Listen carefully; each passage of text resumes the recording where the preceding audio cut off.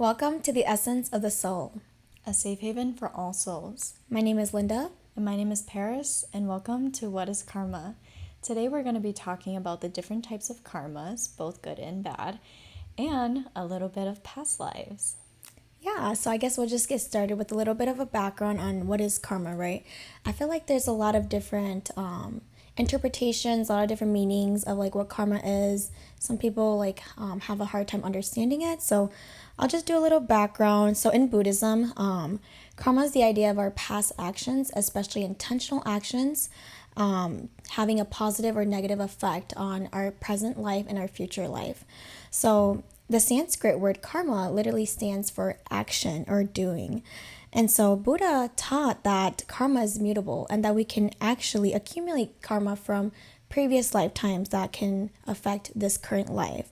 So the intentions behind our actions, whether it's like greed, hatred, anger, or positive emotions, that can all play a determining factor in like how our next life will be, reincarnation. So basically, it's like the saying where it goes, you reap what you sow. There are ways to buy back karma too, especially if you've done some bad doings in your life. Let's say like you did a bad thing to someone else, but later on you felt remorse, you felt sorry, and you paid it back by doing something positive. You can actually reduce your karma in a way if that person received that in a positive way and they forgived you for that. So it's not always possible to know exactly what kind of karmas you have. There are ways where like you can, reach out to like a psychic or like a shaman or a medium. They can kind of give you some background on like, your past life and maybe some karmas. But in this lifetime, it's hard to tell like, hey, like, oh, why do I go through these things in my life, right? Mm-hmm. Like, is it because of karma or what is it because? There's a lot of different factors to this. So let's say, for example, there are some actions that you make, whether it's physical, mental, or emotionally. These can also play a role in like the different type of karmas that you receive, whether it's small or big. So let's say you intentionally hurt someone with malice, like you purposely hurt someone because you don't like them or whatever, versus someone that accidentally hurts someone with no intentional of being negative or like harmful or whatever it is. These two people, even though they're doing the same thing, which is hurting someone, the person with the intention will obviously receive bigger karma compared to the person that is doing accidentally. Mm-hmm.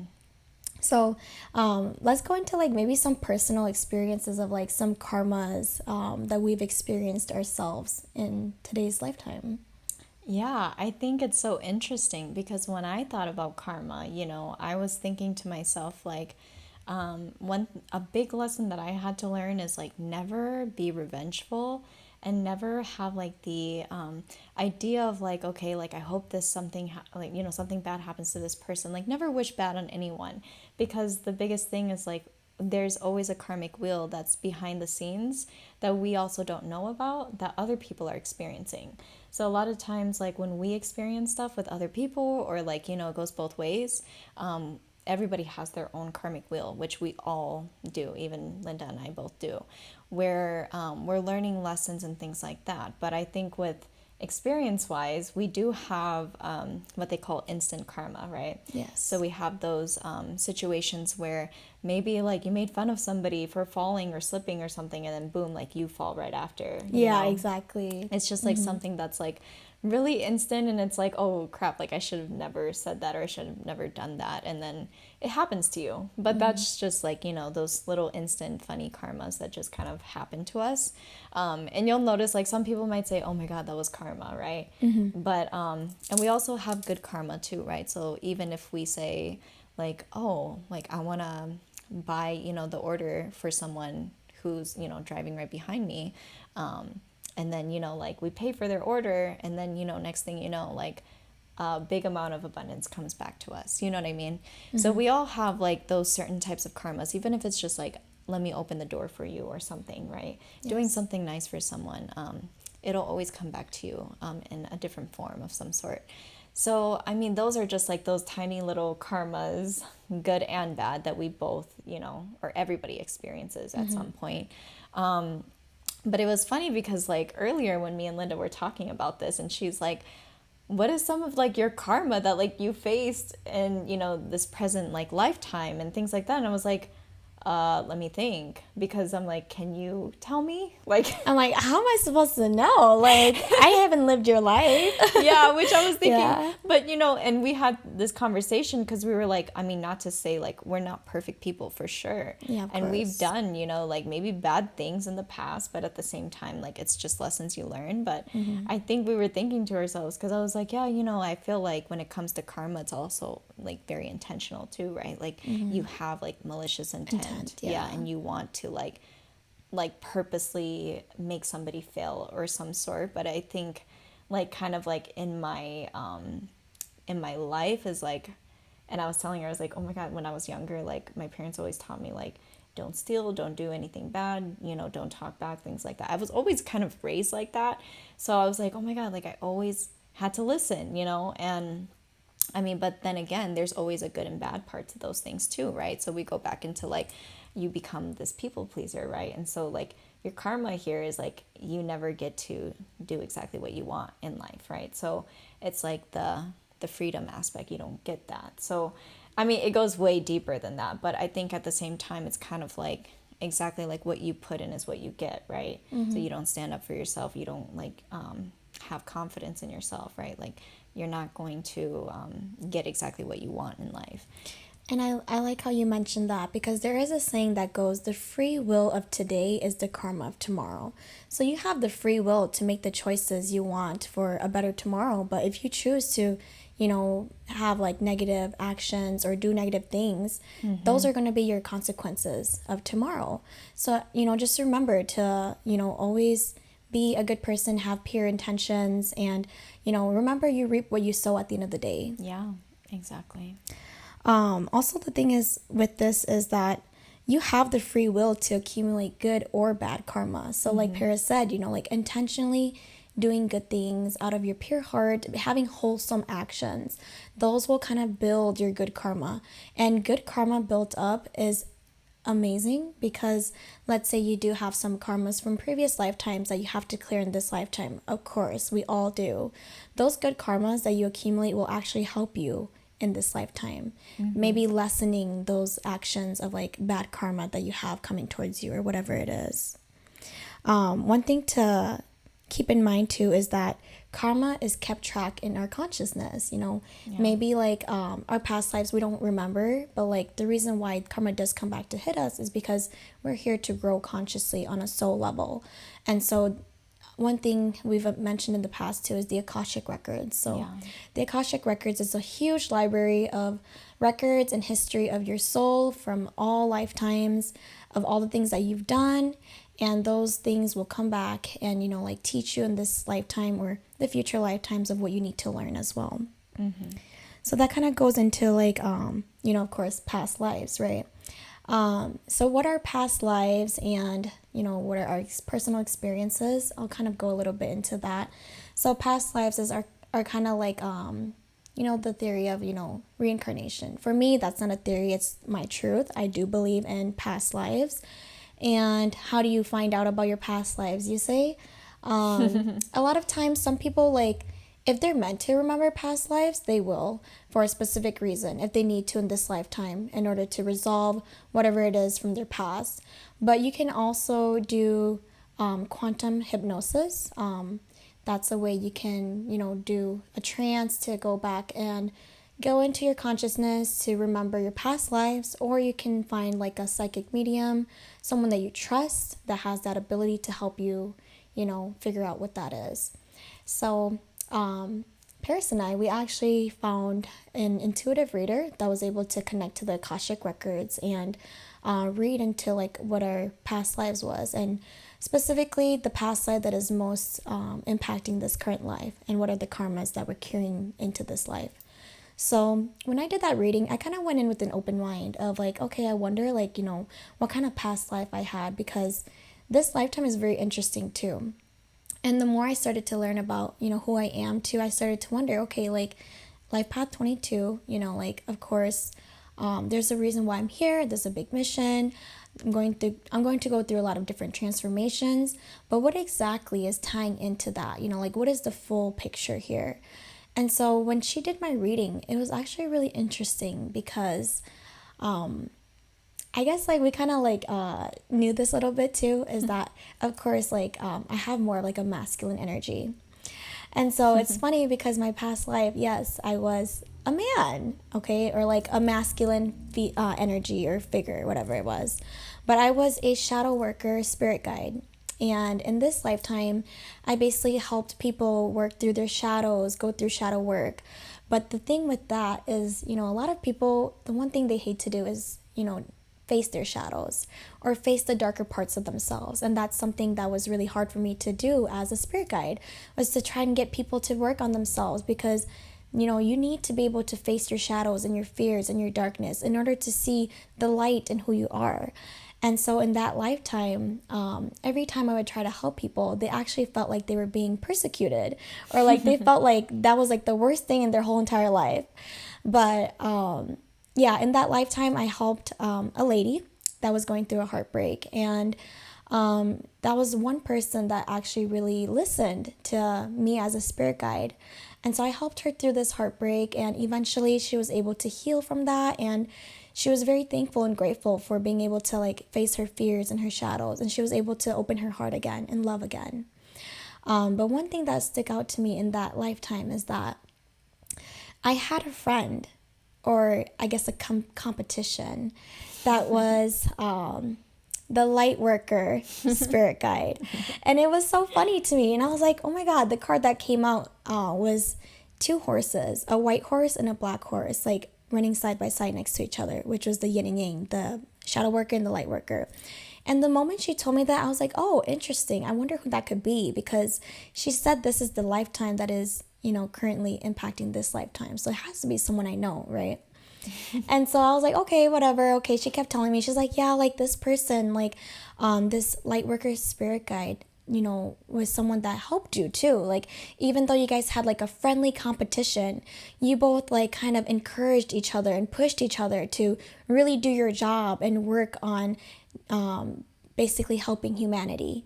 And I was like, wow, that is so beautiful, But overall, like the karma for me from that lifetime that I'm carrying in this lifetime is, understanding that that's no longer like me in this lifetime. I no longer need to be that person where I have to help people through their shadows. Of course, like that is just who I am at the end of the day, but I don't need to make that my role, my responsibility anymore. In this lifetime, what I'm actually meant to do is find my own light and be a light for myself and others. So I just found that like such a beautiful like life, I guess, that I had, and really beautiful in this lifetime to learn that, hey, like I do have lighter parts of myself, as much as a shadow worker I am, or as much shadows I face myself, I have to go through them myself and learn like, hey, I know these things. I used to help people through this. Now I have to help myself go through these things. Yeah, that's beautiful. Yeah. And so when I told Paris about this story, we're like, oh my God, doesn't that kind of sound like us in a way? Because we're just like kind of like a yin and yang. And that's kind of how the essence of the soul started, right? Which is this masculine, feminine, the moon, the sun, and this light in the dark. And Paris was like, yeah, like I do feel that way. Like, I feel like in this lifetime, I am more of like a light worker. And so maybe you can go into that too. Yeah, it's very interesting. I remember we had talked to someone, a shaman, about this. And I don't know if you remember this, but she was like, I was like, oh, did you confirm? Like, did you confirm that? Like, if I was the light worker? And you're like, yeah, she said that. And it's funny because I was just talking about the quantum hypnosis. And so Paris and I, we did a quantum hypnosis session not too long ago, a few months back. And I had like, of course, like I saw some of my past lives. I won't go into them, in this, episode, but a couple of days later, the portal stays open for you to kind of receive more divine messages and signs and answers for the questions you have. And I was having a lot of very vivid dreams. And I specifically had a dream about me in Paris. And it was so funny because in my dream, we were having this friendly competition. And I remember, so our quantum hypnosis, she was the one that was keeping the score for this competition that me and Paris were having. And we were having missions, and each mission would come out and we would get scored on it. And I had that dream, and I was like, oh my God, that kind of reminds me of like that past life that I had with the shadow worker and light worker. And so I asked her, and she was like, yeah, she confirmed it. She's like, yeah, like that's what I was sensing as well. That's, what I was seeing for you too. And I'm like, Paris, I got it confirmed. Like, what the heck? Like, I can't believe that's actually us, you Yeah, know? no, and I did not expect that, but I remember when you had said that to me, and I was like, wow, a competition to see who can help the most people? I'm in. Like, Yeah. that's amazing. And but the thing is that we're helping, on different levels. So her to bring out, the shadows so that people can actually face them and go over, like everything that's happened so that they can actually embrace the light too. Exactly. And like same thing with almost like a light worker too. It's kind of like light workers are a little bit of the opposite, is embracing those light parts of themselves and saying, hey, like you can heal yourself, and you can help people, and you can do this. It's like just two opposite ends here, but at the same time it's just so amazing how there are light and dark spirit guides, and we all have them. And I mean, that's why we all have shadows, and we all have light as well. But of course, Linda's job was way harder, of course, because a lot of people don't like to face their shadows. So you'll start to see that. And, you can kind of like see it almost in our personalities too, like in a sense, And I think sometimes like the darker parts can be very intimidating and can be so like upsetting to face, and a lot of people don't like that. So her job was really hard in that past life. But I was like, okay, wow. Like, I mean, I'm not surprised, because the truth is like you have like who you are, right? Who you were, I guess, in your past life is just kind of who you are today too. Yep. And when I had gotten that reading, it was very interesting to me because so this reader, she usually just says this is the life that is most like can resonate the most with your current life, right? Whatever comes to her. So she's able to tap into it and she can see it herself. And, like when I got this past life, I was not surprised at all. Oh my God, there's like a whole like spirit animal journey and story that we will share in the next few episodes. But I will say, like when I found out, it was the fact that I was a Native American man. So I was a man in my past life, but the only difference was that I was actually more feminine.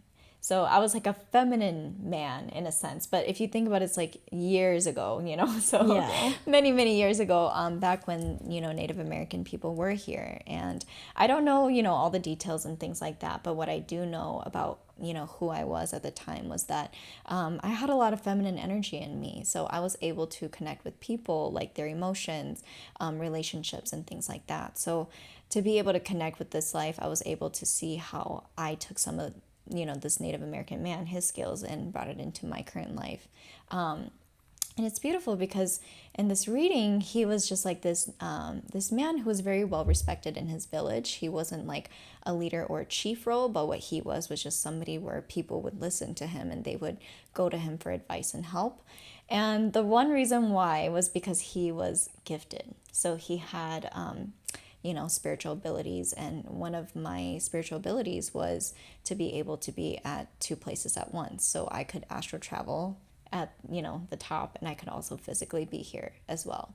So it's kind of like being at two places at once and just having like the, I don't know, I guess like the connection, the easy connection to spirit in the universe. And what she had told me was that, the universe trusted you so much, which is why they gave you these gifts. And because they said they know that you would use them for good. And what she meant by that was that here on the physical plane, that I would be able to heal people and, give them advice and help them with relationships. Like there was specifically, I specialized, I think, in like relationships, like with couples and people like that. So I wanted to help people with their relationships. But at the same time, being like a Native American person, I was also, like able to chant and trance and dance and connect with my spirit animals and things like that. And I was also somebody who practiced animism, which is, believing that everything has a spirit. So I really had so much respect for Mother Earth and the grass and the plants and the trees and all those things. So it's like physical and spiritual. And so when I heard about this amazing life where I was like, oh my God, he sounds like magical, like he sounds almost like unreal. But at the same time, I had to tell myself, like, that's literally me. And when you hear these things, like, it makes you so emotional because you're like, that is who I am, and it's like a part of me where I mean, honestly, guys, like past lives are so sacred. Like sometimes we don't even know if we should even be sharing this with anyone, but at the same time, it's like, it hits you so hard because you're like, wow, that's just who I am. And I didn't realize that until it was really confirmed, like, okay, why was I so like spiritual as a child, until growing up, and I never understood, but because of who I was in the past and how much the universe actually trusted me to have these sorts of gifts and abilities, like I had brought that into this life. And at the same time, you think about the physical things, right? Like I remember at the time I was asking like, Linda, like when I was reflecting on my life, like I was thinking to myself, like, wow, I have such amazing people in my life. And if it's anything that I really want, is like my family and my friends, like the people who are surrounded by me. Like, I really won the lottery with that, I felt like. And it's the same way with the Native American man, which was that he was there to take care of his village. So when he was there, he had a responsibility to take care of his people. And that was like another thing is like, your family, right? Like that's your village, like those are your people, right? So it's just like one of those things where, when I found out at the end of my life, which was just that the only thing that I really cared about was the fact that I'm leaving my loved ones behind. And at the same time, I think when you become so spiritual like that, like I heard this saying too, which is that it's not really you only live once. It's actually that you only die once, but your soul lives on forever, So at the same time, I was like, wow, it's like very probably peaceful, And when I had asked the reader at the time, she was saying, yeah, I actually asked her, I was like, did you see anything bad or traumatizing or anything? Because to be honest, I was kind of expecting like something more intensive just because, like, I don't know, it's just a past life thing, whatever. And she was like, no, I didn't see anything bad, like nothing traumatizing. I just saw you were like a man of,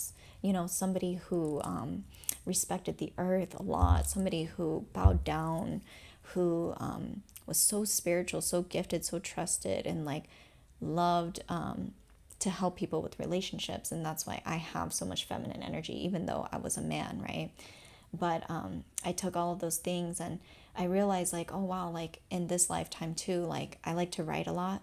So I would write like novels about romance and love. And I love love in general. So I'm like, well, of course, because I brought that from my previous lifetime too, So I would do all these things that just related to who he was, because who he was is actually who I was. And like those skills, you never lose them. Like they come back to you. It's just about relearning them. And I was going to say this too, but like, when you come here to Earth, you come here in a state of amnesia where you're not actually really meant to know. And like you said, like if you are meant to know, there's a reason why. But Yes. sometimes like, a lot of us, we don't. So we come here and we're like, we have our own lives, of course. Those lifetimes too, by the way, like you said too, like they're not connected to us anymore either. They're not our lives anymore. So you also have to learn how to let that go, no matter how great or how traumatizing it can be too. Yes. And I think with, coming into the state of amnesia is to be able to learn the lessons of the karmas, to be able to learn like new skills and say, who I was, like I have never changed, like I've always been the same soul, the same person. I've just evolved a lot more. So, like It's so beautiful to think like, wow, like I came back not remembering anything, and there's still this part of me that has that same essence, it's like, wow, this is truly who I am on a soul level. Yeah. And like you said, each time you come, you evolve and you grow and you strengthen your skills and your abilities and whatever it is.